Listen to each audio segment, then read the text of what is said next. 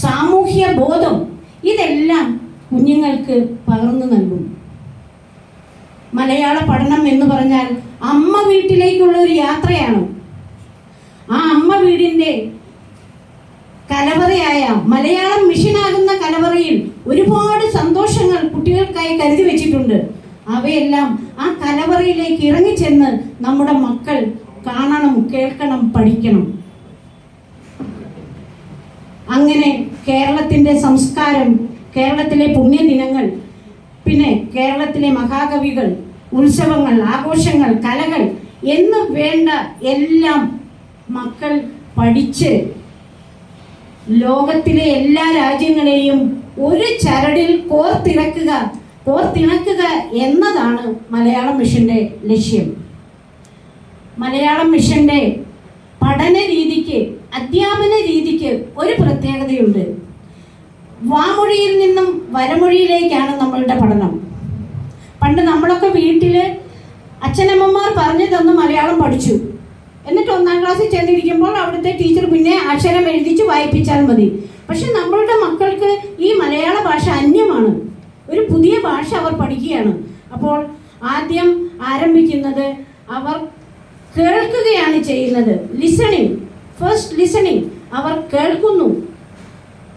രണ്ടാമത് അവർ സ്പീക്കിംഗ്, സംസാരിക്കുന്നു. മൂന്നാമത്തെ ഘട്ടം അവർ വായിക്കുന്നു. നാലാമത്തെ ഘട്ടം അവർ എഴുതുന്നു. അപ്പോൾ എഴുത്ത് അവസാനമാണ്. Listening, speaking, reading, writing. കണ്ട്, കേട്ട്, വായിച്ച് എഴുതാൻ പഠിക്കുന്ന ആ രീതി ചുരുക്കി നിങ്ങളുടെ മനസ്സിൽ ഓർക്കാം. LSRW, അത്ര ഓർത്താൽ മതി. ആ രീതിയിലാണ് പഠനം നടക്കുന്നത്. പിന്നെ മലയാളം മിഷന് 4 ഘട്ടങ്ങളിലായിട്ടാണ് കുട്ടികളുടെ പഠനം നടക്കുന്നത്. കണിക്കൊന്ന, അത് സർട്ടിഫിക്കറ്റ് കോഴ്സ്. അത് കഴിഞ്ഞാൽ സൂര്യകാന്തി 3 വർഷത്തെ ഡിപ്ലോമ കോഴ്സ്. അതിനുശേഷം വരുന്നത് ആമ്പൽ ഹയർ ഡിപ്ലോമ കോഴ്സ്.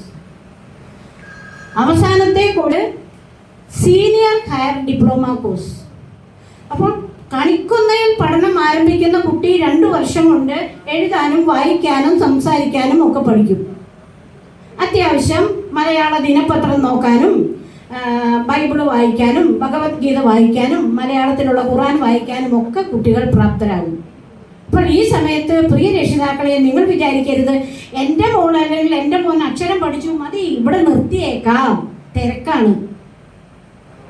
മക്കളെ, ഒരു വിത്ത് മുളച്ച് ഒരു കുഞ്ഞില വന്നിട്ടേ ഉള്ളൂ, ഒന്നുമായില്ല. അതൊരു സസ്യമായി, ഒരു വൻ മരമായി വളരേണ്ടതാണ്. അപ്പോൾ രണ്ടാമത്തെ ഘട്ടമായ സൂര്യകാന്തിയിലേക്ക്, അതായത് കണിക്കൊന്ന പഠനോത്സവത്തിൽ പങ്കെടുത്ത് കേരള സർക്കാരിൻ്റെ സർട്ടിഫിക്കറ്റ് നേടിക്കഴിഞ്ഞാൽ അവർ സൂര്യകാന്തിയിലേക്ക് കടക്കുന്നു. സൂര്യകാന്തിയിൽ അവിടെയാണ് കുഞ്ഞുങ്ങൾ അവരുടെ മനസ്സിലെ വിചാരങ്ങളും വികാരങ്ങളും ചിന്തകളും സ്വപ്നങ്ങളും ഒരു കത്തായി, കവിതയായി, വർണ്ണനയായി, സംഭാഷണമായി, ഒരു പത്രവാർത്തയായി, ഒരു പരസ്യമായി ഒക്കെ പ്രകടിപ്പിക്കുന്ന ഘട്ടം. അങ്ങനെ 2 വർഷത്തെ പഠനത്തിന് ശേഷം കേരള ഗവൺമെന്റ് നടക്കുന്ന പഠനോത്സവത്തിൽ പങ്കെടുക്കുന്നു, വിജയിക്കുന്നു, ഡിപ്ലോമ നേടുന്നു. അതിനുശേഷം അവർ കടക്കുന്നു ആമ്പൽ കോഴ്സിലേക്ക്. 3 വർഷത്തെ ഹയർ ഡിപ്ലോമ കോഴ്സിലേക്ക് കടക്കുകയാണ്.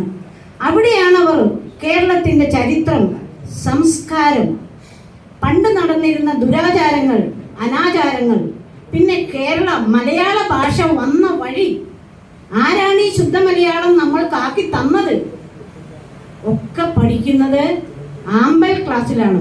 അപ്പോൾ ആമ്പൽ ക്ലാസ്സിൽ നമ്മൾ പ്രാചീന കവിത്രയങ്ങളായ എഴുത്തച്ഛൻ കുഞ്ചൻ നമ്പ്യാർ ചെറുശ്ശേരി, ആധുനിക കവിത്രയങ്ങൾ നമ്മുടെ ആശാൻ ഉള്ളൂർ വള്ളത്തോൾ, ഇവരെയൊക്കെ പഠിച്ച് അങ്ങനെ എല്ലാ കവികളെയും സാഹിത്യകാരന്മാരെയും മനസ്സിലാക്കി പഠിച്ച് ഇന്നത്തെ വർത്തമാന കാലത്തിലെ സാഹിത്യകാരന്മാരിലേക്ക് അവരെത്തുകയാണ്. ആ പഠനം 3 വർഷമാണ്. ആ 3 വർഷത്തെ പഠനം കഴിഞ്ഞ് പഠനോത്സവത്തിൽ പങ്കെടുത്ത് വിജയിച്ചാൽ അവർ നീലക്കുറിഞ്ഞി എന്ന സീനിയർ ഹയർ ഡിപ്ലോമ കോഴ്സിലേക്ക് കടക്കുകയാണ്. സത്യത്തിൽ മക്കളെ, അവിടെയാണ് നീലക്കുറിഞ്ഞി ക്ലാസ്സിലാണ് കുട്ടികൾ ഇതുവരെ പഠിച്ച കാര്യങ്ങൾ, അതായത് ഒരു കവിത പഠിച്ചെങ്കിൽ ആ കവിതയുടെ ആത്മാവിനെ കണ്ടെത്തുന്നത് നീലക്കുറിഞ്ഞിയിലാണ്. ഈ കവിതയിൽ നിന്ന് നമുക്ക് കിട്ടുന്നത് എന്താണ്? ഇതിന്റെ അന്തസത്ത എന്താണ്? സമൂഹത്തിലെ ഏത് നിലനിന്നിരുന്ന ദുരാചാരങ്ങൾക്കെതിരെയായിരിക്കും പണ്ടൊരു കവിത എഴുതിയത്. പക്ഷേ ആ അനാചാരം ഇന്നും നമ്മുടെ സമൂഹത്തിൽ നിലനിൽക്കുന്നുണ്ട്. അപ്പോൾ കുട്ടികളുടെ മനസ്സ് ഉണരുന്നു, അവർ ചിന്തിക്കുന്നു, അവർ തിരിച്ചറിയുന്നു. ഇന്ന് നാട്ടിൽ നടക്കുന്ന അനാചാരങ്ങൾക്കെതിരെ സ്വന്തം അഭിപ്രായം പറയാൻ അവർ തയ്യാറാകുന്ന ഘട്ടമാണ് നീലക്കുറിഞ്ഞി. ഇവിടെയാണ് അവർ ഒരു ഉത്തമ വ്യക്തിയായി മാറുന്നത്. അപ്പോൾ നീലക്കുറിഞ്ഞി ക്ലാസ്സിൽ എത്തുമ്പോൾ ആനുകാലികമായിട്ട് ഇന്ന് എഴുതുന്ന കവിതകൾ വരെ അവർ വായിച്ചിട്ട്, ഇപ്പം നമുക്കറിയാം നമ്മുടെ മലയാളം മിഷനിലെ വലിയൊരു മഹാകവിയാണ് നമ്മുടെ ഡയറക്ടർ ശ്രീ മുരുകൻ കാട്ടാക്കട സാർ. അദ്ദേഹത്തിൻ്റെ കവിതകളൊക്കെ നിങ്ങൾ ഈ യൂട്യൂബിലൊക്കെ ഉണ്ട്, കുഞ്ഞുങ്ങൾക്ക് കേൾപ്പിച്ചു കൊടുക്കണം. കുട്ടികൾക്ക് വേണ്ടി അദ്ദേഹം എഴുതിയിട്ടുണ്ട് നെല്ലിക്ക, അതൊക്കെ സമയമില്ലാത്തതുകൊണ്ട് ഞാൻ പാടുന്നില്ല. പിന്നെ മാതാപിതാക്കൾക്ക് വേണ്ടി, പെൺമക്കളെ വളർത്തുന്ന മാതാപിതാക്കൾക്ക് വേണ്ടിയിട്ട് അദ്ദേഹം എഴുതിയിട്ടുണ്ട് കനൽപ്പൊട്ടുകൾ. എന്തിനാണ് നിങ്ങൾ മക്കളെ വളർത്തുന്നത് എന്നാണ് അദ്ദേഹം ചോദിക്കുന്നത്. പെൺമക്കളെ വിൽക്കുവാൻ നിരത്തി വെച്ച പൈങ്കിളിയെ പോലെ ചിലർ വിറ്റുപോകുവാൻ വളർത്തി വെച്ചു പെൺകുരുന്നിനെ. വില കൊടുത്തു വാങ്ങി നമ്മളാടുമാടുകൾ അവയ്ക്ക് വില കൊടുത്തു കൂടെ വിടും മകളെ നാം ചിലർ. ശരിയല്ലേ? നമ്മൾ ആടിനെയും മാടിനെയും വില കൊടുത്ത് ഇങ്ങോട്ട് വാങ്ങുന്നു. എന്നിട്ട് നമ്മുടെ പെൺകൊച്ചിനെ എന്താ ചെയ്യുന്നത്? എടുത്താൽ പൊങ്ങാത്തത്ര സ്വർണവും പണവും കൊടുത്ത് ഒരു പുരുഷന്റെ കൂടെ അങ്ങ് വിടുകയാണ്. ആ അനീതിക്കെതിരെയാണ് സാർ ആ കവിത എഴുതിയത്. അതൊക്കെ നമ്മുടെ ഈ നീലക്കുറിഞ്ഞി ക്ലാസ്സിൽ വായിക്കുന്ന കുട്ടികളോട് ഞാൻ ഈ കുട്ടികൾക്ക് കൊടുക്കാവുന്ന ഒരു ഉപദേശം എന്താണെന്ന് ചോദിച്ചാൽ, മക്കളെ, നിങ്ങൾ മാതാപിതാക്കന്മാരുടെ ബാങ്ക് ബാലൻസ് കണ്ട് ജീവിക്കേണ്ട. അവർ നിങ്ങൾക്ക് ഉന്നത വിദ്യാഭ്യാസം തരും.